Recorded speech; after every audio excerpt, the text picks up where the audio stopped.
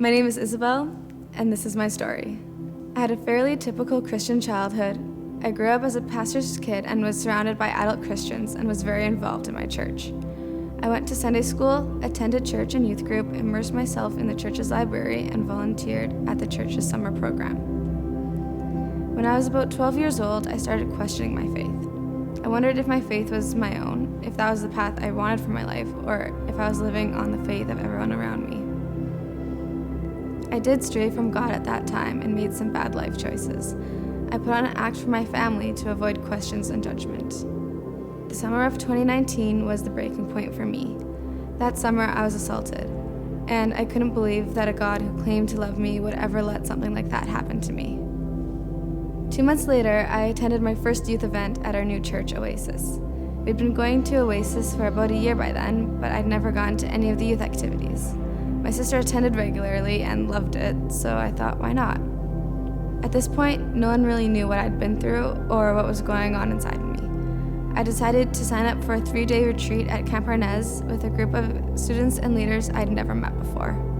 As a self-proclaimed introvert, it was a huge step for me. I went on the retreat and had the absolute best weekend of my life.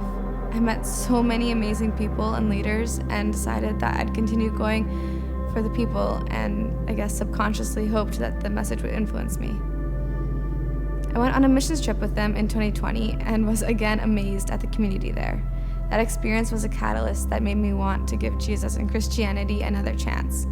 It had been life-changing for me, and I made sure to sign up for the next one in August 2021. However, in July 2021, my friend, coworker, and the boy that I was kind of in a relationship with died.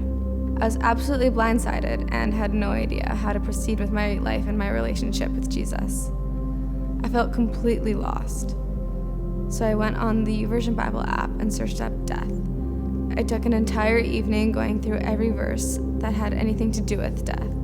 The ones that were a comfort to me, I highlighted and bookmarked in my Bible.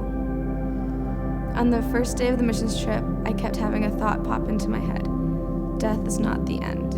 Death is not the end. That was such a comfort to me. I felt so loved and had a real sense of belonging that entire week. We had a worship night during the missions trip, which was so impactful. The song set felt like it was literally heaven sent straight to me. And when 2 of the band members spoke about their experiences, I was deeply moved.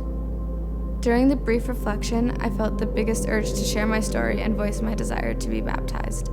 I'd had the thought before about getting baptized, but I was scared that I would just be reverting back to doing what I thought the people around me wanted.